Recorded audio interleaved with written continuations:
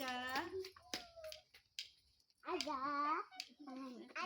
Pagi-pagi minum kopi, tak lupa sepiring roti. Selamat pagi para insan edukasi yang insya Allah mengabdi dengan sepenuh hati.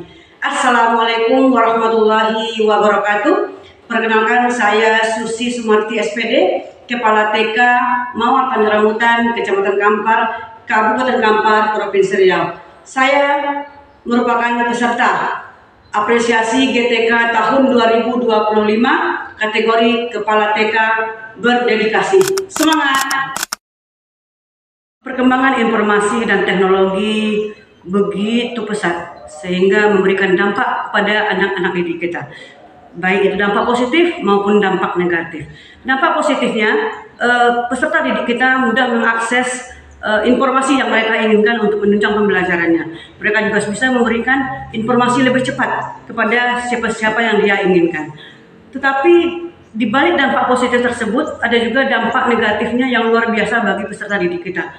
Di antaranya penurunan karakter, penurunan etika, penurunan moral, sehingga ini menjadi PR kita untuk memperbaiki sifat-sifat mereka dengan membiasakan 7 kebiasaan anak-anak Indonesia hebat. 2, 3, 4, 5, 6, 7, Melalui 7 kebiasaan anak-anak Indonesia hebat, TK Mawar Tanjung Rambutan ingin ikut berperan aktif untuk menumbuh kembangkan kebiasaan peserta didik ini mulai dari sejak dini, sehingga nanti akan tercipta anak-anak didik yang berakhlakul karimah, beretika, bermoral, sehat fisik, mental, spiritual, memiliki tubuh yang sehat, sehingga bisa mencapai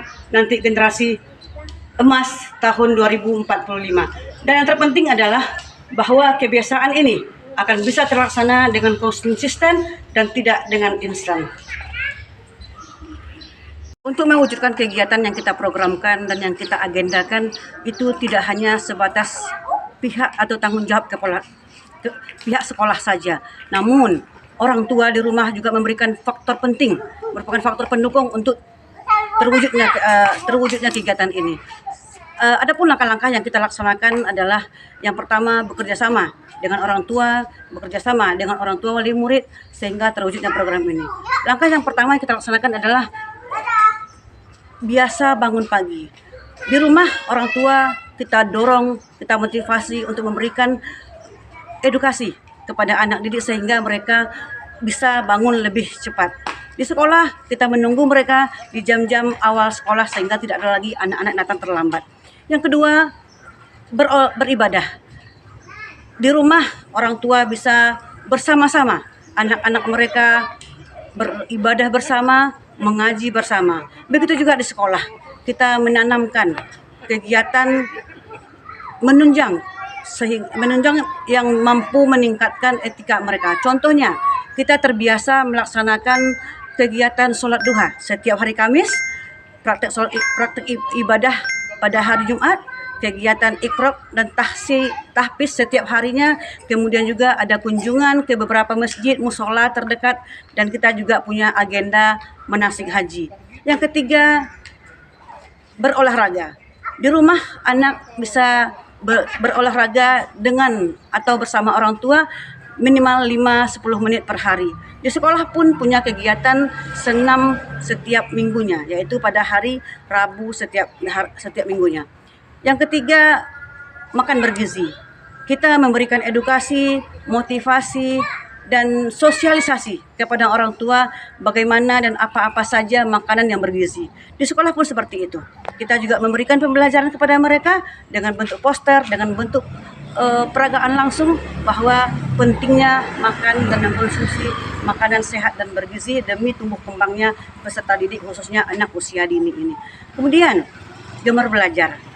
Anak-anak kita dari mulai dini kita usahakan mereka cinta dengan belajar. Karena dengan mereka cinta belajar, insya Allah pembelajaran sepanjang hayat itu akan tertanam di hati mereka sehingga tanpa paksaan lagi mereka akan belajar dengan kesadaran sendiri.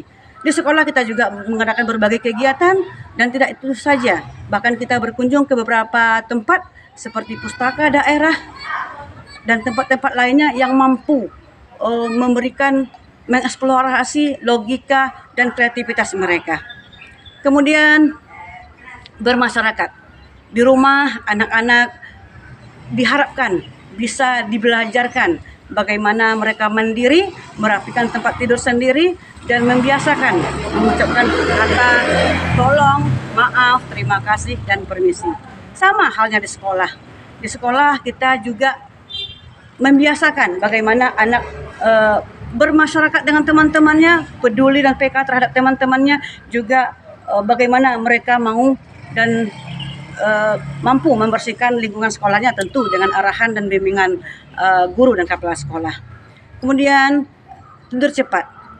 Banyak sekali manfaat dan nilai positif ketika kita menerapkan nilai-nilai, banyak sekali nilai yang kita dapatkan ketika anak-anak kita tidur cepat. Karena dengan adanya mereka terbiasa tidur cepat, insya Allah paginya juga mereka akan bangun cepat, sehingga apapun yang mau mereka lakukan di pagi harinya itu mempunyai waktu yang lapang dan luas. Dari kegiatan yang kita lakukan, tentu kita butuh refleksi dan evaluasi. Untuk refleksi dan evaluasi ini tidak bisa dilaksanakan oleh satu pihak saja, namun harus tercover 3 komponen penting dalam di kegiatan ini. 1, refleksi dan evaluasi peserta didik. Seberapa konsistenkah mereka melaksanakan dan menerapkan 7 kebiasaan anak Indonesia hebat ini pada dirinya. Kemudian yang kedua, yang terlibat penting dalam hal ini adalah orang tua. Orang tua akan melihat sejauh mana peran serta mereka untuk menerapkan kebiasaan 7 anak Indonesia hebat ini di rumah. Begitu juga dengan guru. Guru dan kepala sekolah memantau sejauh mana perubahan sikap, perubahan yang terjadi di diri anak itu dari kegiatan 7 kebiasaan anak Indonesia hebat ini yang diterapkan di sekolah. Alhamdulillah, kita patut bersyukur bahwa 7 kebiasaan anak Indonesia hebat ini memberikan dampak yang luar biasa, yang sangat positif kepada peserta didik kita. Ada 3 dampak utama dari 7 kebiasaan anak Indonesia hebat ini. Yang pertama, dampak pada karakter dan kepribadian, di mana peserta didik mampu meningkatkan kedisiplinan mereka, meningkatkan rasa tanggung jawab mereka, meningkatkan nilai-nilai agama, nilai rajin beribadah, nilai rasa syukur, dan pengembangan sikap sosial dan kemasyarakatan mereka terhadap teman-temannya, juga terhadap lingkungan sekitarnya. Kemudian yang kedua, dampak terhadap kesehatan fisik mental mereka, sehingga ketika pembelajaran mereka lebih bersemangat dengan makan bergizi dan berolahraga setiap harinya. Yang ketiga, dampak pada akademik dan prestasinya. Mereka akan menjadi, insya Allah ke depannya menjadi pembelajar sepanjang hayat, sehingga nanti akan tercipta betul-betul generasi emas untuk tahun 2045.